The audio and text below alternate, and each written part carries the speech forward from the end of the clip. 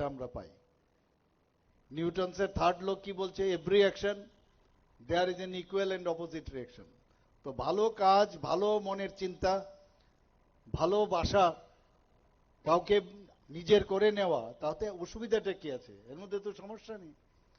এবং এতে করে আমাদেরও কিন্তু ঐতিহ্য আরো বাড়বে, ত্রিপুরা রাজ্যের ঐতিহ্য আরো বাড়বে। এবং এইবারের যে ভাবনা, সব জায়গারই কিন্তু একটা থিম থাকে। আমার কাছে যে কাগজটা দেওয়া হয়েছে সেখানে বলা হয়েছে unity in culture, strength in community. সুন্দর একটা ভাবনা আপনারা এবারে এনেছেন, যে নিজেদের মধ্যে যদি ইউনিটি না থাকে, আর নিজের ইউনিটি মানে অন্যের সাথেও ইউনিটি থাকতে হবে। প্রতিটা মানুষ ত্রিপুরা রাজ্যে, আমি বারবার সব জায়গায় বলছি, যে আমরা যখন ভারতবর্ষের বাইরে যাই আমি কিন্তু হিন্দুস্তানি, বাইরে গেলে আমি কিন্তু হিন্দুস্তানি। আমি ত্রিপুরার থেকে গেছি, আসাম থেকে গেছি, নাকি গুজরাট থেকে গেছি, সেটা কিন্তু পরে আসবে। আমি হিন্দুস্তানি বলি কিনা আমরা, উই আর অল ইন্ডিয়ান। ঠিক ত্রিপুরার মধ্যেও আমরা যখন ত্রিপুরার থেকে বাইরে আমরা পড়তে যেতাম, ও ত্রিপুরা সে লড়কা जो आया है उसको बुलाओ। তো এখানে আমরাও কিন্তু বলতে গেলে নিজেদেরকে বলতে হবে, আমাদের মধ্যে ডিভাইড এন্ড পলিসি যেন না থাকে। আমরাও ত্রিপুরী, যে জায়গার মধ্যে তারপর আলাদা আলাদা আসবে, কেউ জাতি, কেউ জনজাতি, কেউ মণিপুরি, কেউ মাইনরিটি। এর মধ্যে আমাদের অনেক এই ধরনের, যেমন আজকে আপনাদের মধ্যেও যে ছোট ছোট সংগঠন বা বড় সংগঠন, বড় জাতি কমিউনিটি আছেন, এই যে সবাইকে নিয়ে যে একসাথে থাকা, আর এর মধ্যে যে একটা আনন্দ, এর মধ্যে যে একটা আত্মতৃপ্তি, আর একে অনেকে কিন্তু ভুল বোঝানোর চেষ্টা করে।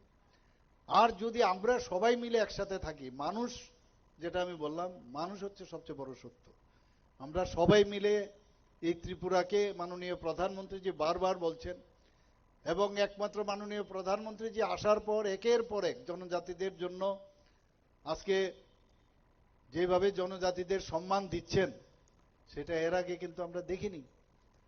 আমাদের রাষ্ট্রপতিজি একজন মানে অত্যন্ত প্রত্যন্ত গ্রামের উড়িষ্যার মহিলা, একদিক দিয়ে ওনাকে রাষ্ট্রপতি বানিয়েছেন।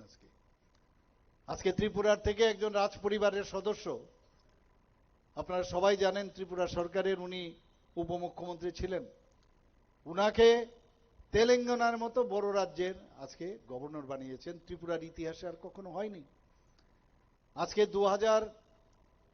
আমাদের সরকার যখন এসছে 2018, 2019 থেকে 2024 পর্যন্ত কন্টিনিউয়াস জনজাতি যারা বিভিন্ন ক্ষেত্রে, যারা নামি দামি ব্যক্তি, বিভিন্ন যাদের অবদান রয়েছে কাজে, গানে, বাজনায়, তাদেরকে পদ্মশ্রী উপাধি দিয়েছে একের পর এক।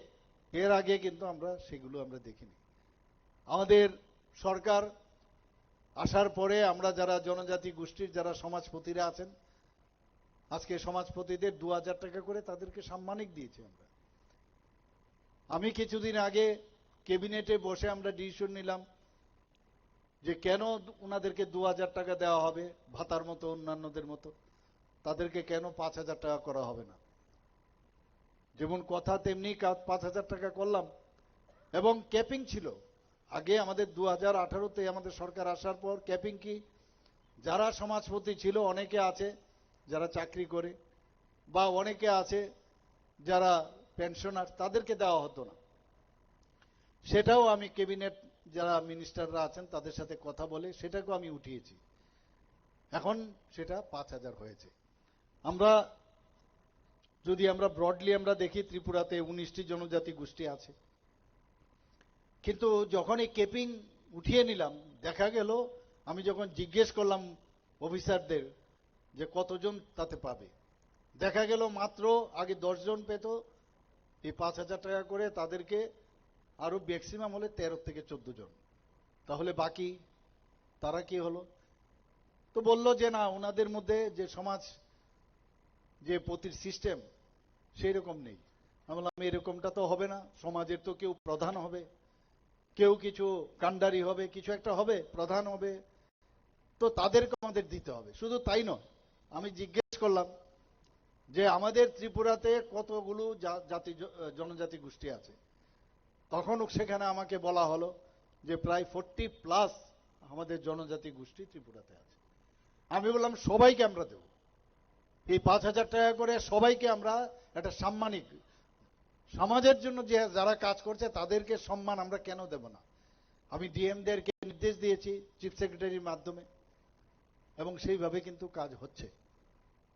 শুধু তাই নয়, আমরা এই যে সেন্ট্রালের মাননীয় প্রধানমন্ত্রী যে এতগুলো স্কিম করেছে জনজাতিদের জন্য, এবং আমাদের ত্রিপুরা সরকারও জনজাতিদের জন্য তাদের উন্নয়নের জন্য যেসব স্কিম করেছে, সেই স্কিমগুলো যাতে তাদের তাদের কাছে পৌঁছয়, তার জন্য আমরা সমস্ত জায়গায় সাব ডিভিশন লেভেলে এবং ডিস্ট্রিক্ট লেভেলে, টিসিএস লেভেলে একজন করে আমরা অফিসার আমরা বানিয়েছি, যাতে করে তারা সেখানে এই শুধু জনজাতিরা যখন যাবে তাদের কাজ হচ্ছে তাদের জন্য কাজ করা। আমরা এর আগেও আপনারা দেখেছেন যে মাননীয় প্রধানমন্ত্রীজি এই যে যার জনজাতীয় গৌরব দিবস উনি পালন করছেন, এর আগে ভগবান বিরসা মুন্ডার কথা কেউ জানতো না। সারা পৃথিবীর, সারা ভারতবর্ষের মধ্যে প্রায় 700টা জনজাতি গোষ্ঠী আছে, এবং এদেরকে বারবার যেখানেই আমরা যে জায়গায় আমরা যাচ্ছি সেখানেই দেখা যায় যে জনজাতিদের এতদিন ধরে তাদেরকে আনদেখা রাখা হতো। এখন বারবার বলছে যে কোনো বিষয়ের স্কিম হবে, যে কোনো বেনিফিশিয়ারি স্কিম হবে, লাস্ট মাইল যারা পড়ে আছে এতদিন তাদের জন্য সুবিধা আনতে হবে। আমি নিশ্চিত যে আমরা যেভাবে জনজাতিদের জন্য আগামী দিন আমরা কাজ করছি, আমরা আপনাদের এই আজকের এই ফেস্টিভ্যালের মাধ্যমে উপস্থিত থাকতে পেরে আমি আমার কথাগুলো আপনাদের সামনে বলতে পারাতে আমি নিজেই খুব খুশি। আজকের এই যে অনুষ্ঠানে যুবকরা এসছেন, প্রবীণরা এসছেন, এবং সাংস্কৃতিক দল এখানে আজকে সবাই পার্টিসিপেশন করছেন। আমি যা শুনলাম একটু আগে, প্রায় 2 দিন আজকেও হবে, কালকেও এখানে এই প্রোগ্রাম চলবে। এখানে আমাদের কৃষ্টি, সংস্কৃতি এবং রীতিনীতি এবং তার যে মূল্যবোধ, সেইগুলো আমরা এই ধরনের যে আয়োজন, সেই আয়োজনের মধ্যে সেগুলোকে রক্ষা অবশ্যই আমাদের করতে হবে। আমাদের অনেক কিছু শিক্ষার আছে, এর থেকে শিক্ষণীয় আছে। যারা ছোট ছোট ছেলে মেয়েরা আছেন, এই যে পরম্পরা, যারা বয়স হয়েছে তারা তাদের যে পিতৃপুরুষ থেকে যে রিবন, যেটা আমাদের আমরা যে 400 মিটার রিলে আমরা দৌড়াই, ব্যাটন, সেই ব্যাটনটা যে নিয়ে এসছে সেই ব্যাটনটা তাদের কাছে পাস করবে। আর এইভাবেই চড়াই বেতি এইভাবেই দুনিয়া ঘুরে, এইভাবেই চলতে থাকে। আজকে আমরা এখানে আছি, কালকে আমরা নাও থাকবো, আরেক দল আসবে। তো এইভাবেই পৃথিবীটা ঘুরতে থাকবে। কিন্তু পাশাপাশি আমাদের দেখতে হবে যে আমরা কতটুকু মানুষের জন্য আমরা করতে পেরেছি। শুধু নিজের কথা যদি আমরা ভাবি তাহলে কিচ্ছু হবে না। নিজের কমিউনিটির নিশ্চয়ই তার শ্রীবৃদ্ধি আমাদের করতে হবে, তার উত্তরণের চিন্তা ভাবনা করতে হবে, অন্যেরও। কারণ সবকা সাথ সবকা বিকাশ বিশ্বাস আর তার প্রয়াস মাননীয় প্রধানমন্ত্রীজি, এর মাধ্যমেই কিন্তু থানসার, যে সবাইকে নিয়ে আমাদের চলতে হবে, থানসা কথাটা ওখানেই লুকিয়ে আছে। আমি বারবার বলছি আলাদাভাবে কিছু হয় না। এবং আগামী দিন এই যে আজকের এই অনুষ্ঠান, তার থেকে আমরা যে অনুপ্রেরণা আজকে আমরা নিলাম, সেটা আগামী দিন আমাদের নিশ্চয়ই সেটা অন্যান্য যারা সম্প্রদায় আছে তাদের কাছে আমরা পৌঁছাবো। আজকে আমরা জনজাতিদের উন্নয়নের জন্য অনেক কাজ আমরা কিন্তু করে যাচ্ছি। আপনারা জানেন যে এডিসি এলাকায় বা জনজাতি অধ্যুষিত এলাকায় আমাদের যে বাজেট ছিল 27,000 কোটি টাকা, আমাদের বাজেট 2024-25-এ ছিল। সেই বাজেটের মধ্যে আমাদের যদি কমিটেড এক্সপেন্ডিচার হয়, চাকরির যারা করেন তাদের বেতন দিতেই হবে, যারা পেনশন পাচ্ছেন তাদের দিতেই হবে, যাদের ভাতা দিচ্ছি তাদেরকে দিতেই হবে, ভাতা ছাড়াও যারা আমরা ব্যাংকের থেকে বা অন্য জায়গা থেকে লোন নিয়েছি, লোনের ইন্টারেস্ট দিতেই হবে, সেগুলো বাদ দিলে 27,000 কোটি টাকা থেকে 17,000 কোটি টাকা থাকে। আমাদের ছোট্ট একটা রাজ্য, সারা ভারতবর্ষের মধ্যে তৃতীয় স্থানে আমরা।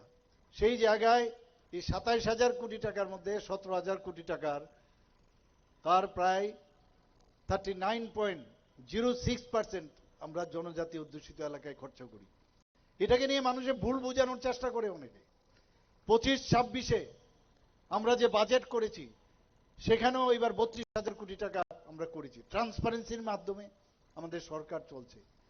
কোনো জায়গায় ট্রান্সপারেন্সির কোন অবস্থা দাঁড়ালে সেই জায়গায় আমরা চেষ্টা করি কুঠারাঘাত করার জন্য। আমরা দেখতাম স্ক্যাম স্ক্যাম স্ক্যাম। আমাদের দেশ যারা চালাতো, মাননীয় প্রধানমন্ত্রীজি এবং অটলজি আসার আগে এইগুলো ছিল এখানে। আর উনাকে দেখে এখন আমরাও কিন্তু যে কিভাবে ট্রান্সপারেন্সির মাধ্যমে সরকার চালাতে হয় সেই চেষ্টা আমরা করছি। আমি বিভিন্ন জায়গায় অনেকে চেষ্টা করেছে শান্তি বিঘ্নিত করার জন্য। আমি বারবার সব জায়গায় বলি, অশান্তি সৃষ্টি যারা করবে তাদেরকে ঠিক জায়গায় নিয়ে আসার জন্য মাঝে মাঝে শান্তির জন্য শক্তি প্রয়োগ করতে হয়, এবং সেটা আগামী দিন আমরা করব। আমাদের ত্রিপুরাতে আমরা শান্তির বাতাবরণ আমরা আনতে চাই। আজকে ত্রিপুরাতে শান্তির বাতাবরণ আছে বলেই আজকে সারা ভারতবর্ষের মধ্যে আমাদের যে নীতি আয়োগ আমাদেরকে স্বীকৃতি দিয়েছে। আমাদের বলছে যে এই রাজ্য একটা মডেল স্টেট আগামী দিন হতে যাচ্ছে বিভিন্ন ক্ষেত্রে। আজকে নর্থ ইস্টার্ন জোনের মধ্যে আমরা জিএসডিপির মধ্যে সেকেন্ড হাইয়েস্ট। আমরা আজকে এখানে পার ক্যাপিটা ইনকাম যদি দেখি সেকেন্ড হাইয়েস্ট। আমাদের আজকে 28টা রাজ্যের পূর্ণ রাজ্যের মধ্যে নিচের দিক থেকে আমরা যদি দেখি ল অ্যান্ড অর্ডারের দিক দিয়ে আমরা তৃতীয় স্থানে আছি। আমি আশা করি আগামী দিনে এটা প্রথম স্থানে আসবে। গত দুদিন আগে আমাদের যিনি ডিজিপি সাহেব আছেন উনি সাংবাদিক সম্মেলন করে উনি বলেছেন গত 20 বছরের মধ্যে এই ত্রিপুরাতে প্রথমবার 8.2% আজকে ক্রাইম রেট নিচে নেমেছে এই 20 বছরের মধ্যে। এটা একমাত্র সম্ভব হয়েছে যত আমরা এই সাংস্কৃতিকের সাথে আমরা যুক্ত থাকব, যত বেশি আমরা ইউনাইটেড থাকব। আমরা ডিসঅর্ডারে না চলে আমরা যদি অর্ডারে চলি, আমরা যদি শৃঙ্খলার মাধ্যমে চলি, আমরা যদি নিজের মাইন্ডকে আমরা অ্যাপ্লাই করি, নিজের মাইন্ডকে শান্ত রাখি যে আমাদের ত্রিপুরাটা কি, আমাদের ভারতবর্ষটা কি, কে ভারতবর্ষের জন্য চিন্তা করে, কে ত্রিপুরার জন্য চিন্তা করে, তাহলেই বিভ্রান্ত করার যারা চেষ্টা করে তারা কিন্তু চেষ্টা করতে পারবে না। আজকে জনজাতি অধ্যুষিত এলাকায় মাননীয় প্রধানমন্ত্রী যে আমরা 18-র আগে মাত্র 4টা এখানে এই রেসিডেন্সিয়াল মডেল রেসিডেন্সিয়াল স্কুল ছিল, আর সেই জায়গায় আজকে এখানে 21টা রেসিডেন্সিয়াল মডেল রেসিডেন্সিয়াল স্কুল হয়েছে। এখানে 12টা অলরেডি চালু হয়ে গেছে, 6টা মার্চের মধ্যে শুরু হবে, আরো বাকিগুলো এর মধ্যে শুরু হবে। আমি এইবার দিল্লিতে গিয়ে বলেছি যে এটার যে ক্রাইটেরিয়া আছে সেই ক্রাইটেরিয়াকে যদি বেস করি যে 20,000 মিনিমাম বিভিন্ন ব্লকে 20,000 আমাদের জনজাতি গোষ্ঠী থাকতে হবে এবং পপুলেশনের 50% থাকতে হবে। কিছু রিল্যাক্সেশনের জন্য আমি বলে এসেছি আরো 15টা যাতে একলব্য মডেল রেসিডেন্সিয়াল স্কুল করা যায়। কারণ শিক্ষা মানুষকে অজ্ঞতার থেকে অন্ধকার থেকে আলোর দিকে নিয়ে যাবে। আর এতদিন ধরে যারা এই রাজ্যকে চালিয়েছে তারা চায় যে আমাদের জনজাতি গোষ্ঠীরা কোমলমতি। আমি বলবো তাদের এইসব ছেলে মেয়েদের ভুল বোঝানো হয়েছে। শিক্ষার আলোকে যখন আলোকিত হবে তারা কিন্তু বুঝতে পারবে what is wrong and what is correct. আমরা যেভাবে আমরা চেষ্টা করছি যে সমস্ত, কারণ আমাদের কাছে ইউ আর অ্যাসেট। ত্রিপুরার জন্য আমি সবসময় আমি বলছি জনজাতিদের যদি উন্নয়ন না হয় ত্রিপুরা আমরা যতই চেষ্টা করি যে আমরা উন্নত করব অসম্ভব। মাননীয় প্রধানমন্ত্রীজি বারবার বলছেন যে নর্থ ইস্ট যদি ডেভেলপমেন্ট না হয় তাহলে ভারত ডেভেলপমেন্ট হবে না। আজকে অ্যাক্ট ইস্ট পলিসির মাধ্যমে আপনারা দেখেছেন ত্রিপুরাতে আগে কি অবস্থা ছিল, চারিদিকে খালি উগ্রপন্থী, কোথায় কখন যে বোম মারবে আর কাকে অপহরণ করে নিয়ে যাবে এবং কাকে খুন করা হবে, এইগুলোই তো ছিল নর্থ ইস্টার্ন রিজনে। প্রায় 11টা থেকে 12টার মধ্যে আজকে অ্যাকর্ড করে আজকে নর্থ ইস্টার্ন জোনে শান্তি প্রতিষ্ঠিত হয়েছে, ত্রিপুরাতেও আজকে শান্তি প্রতিষ্ঠিত হয়েছে। আগের সরকার এখানে তারা এই যারা উগ্রপন্থার সাথে যুক্ত তাদেরকে সৃষ্টি করেছে। আর আমাদের সরকার আসার পর মাননীয় প্রধানমন্ত্রীজির আশীর্বাদ নিয়ে আমাদের মাননীয় গৃহমন্ত্রীজি এবং আমাদের সরকার আমরা মিলে যারা অন্য পথে চলতো তাদেরকে আমরা ঠিক পথে এখন নিয়ে এসেছি। তাদেরকে আমরা রিহ্যাবিলিটেশন করার চেষ্টা করছি।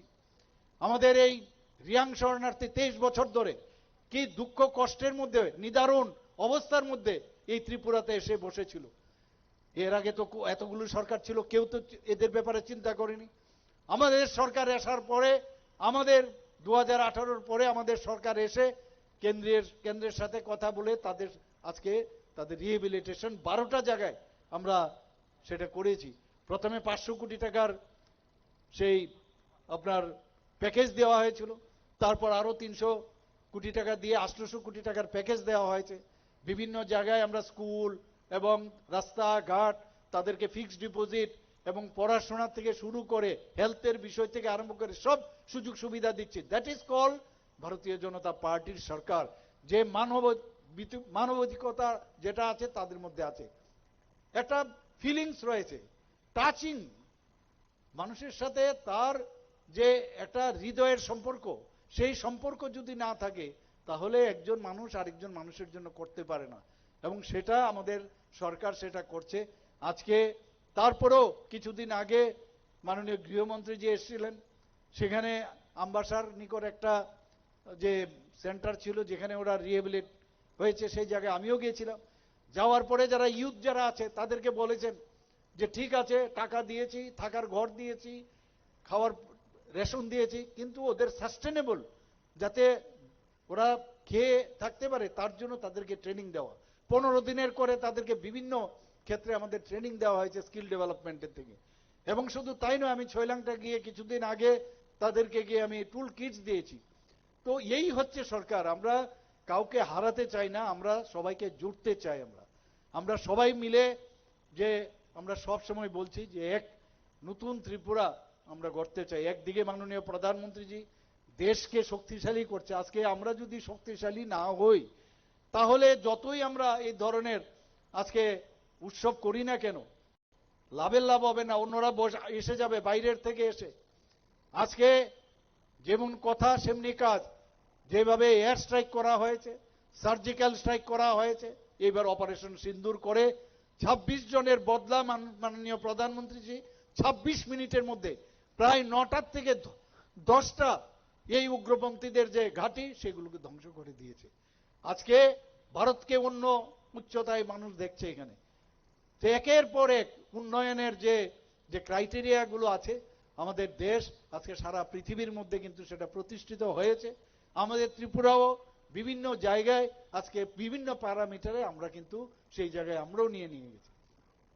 বিকশিত ভারত 2047-এর কথা বলছেন মাননীয় প্রধানমন্ত্রীজি। আগে তো টাইমলাইন ছিল না, কি হচ্ছে, কোথায় আমরা যাব, ডেস্টিনেশনই ঠিক নেই। 2047 আমরাও প্রতিটা স্টেট যদি না হয় ভারত কোনোদিনই হবে না। আমরাও 2047-এর এই যে বিকশিত ত্রিপুরা 2047 আমরা তৈরি করেছি, এবং আমরা 5th স্টেট সারা ভারতবর্ষের মধ্যে এই সাবমিশনের দিক দিয়ে আমরা আগামী দিন এই যে 30 ট্রিলিয়নের কথা মাননীয় প্রধানমন্ত্রীজি বলছেন, এমনিতেই বলছেন না, যে আমরা যদি ইকোনমিক্যালি স্ট্রেংথ হই, কালচারালি যদি আমরা স্ট্রেংথ হই, আমরা যদি আমাদের ইনফ্রাস্ট্রাকচারালি যদি আমরা স্ট্রেংথ হই, সব দিকে আজকে মানে বিভিন্ন যে আমাদের যে বিভিন্ন প্যারামিটারস আছে সেই প্যারামিটারে যদি আমরা শক্তিশালী হই, আপনি যখন শক্তিশালী হবেন তখন কিন্তু অন্য দেশ আমার কথা শুনবে। এখন সেই দিন চলে আসছে। আমি আশা করি যে আজকের এই যে প্রোগ্রাম, সেটা আজকে দুদিনের যে প্রোগ্রাম সেটা উত্তর শ্রীবৃদ্ধি ঘটবে এবং সেটা আগামী দিনেও হবে। যেসব দাবি দাওয়া রাখা হয়েছে নিশ্চয়ই আমি এগুলো দেখব। আমি আমার সরকারের যারা অফিসাররা আনছেন তাদের সাথে আমি কথা বলবো, এবং এই প্রোগ্রাম আমি আগামী দিন এটা যেন সবসময় সেটা করা হয় সে আশা রেখে, এবং আই উইশ দিস চোরাই কাম্বার উৎসব a grand success. Thank you very much. নমস্কার। জয়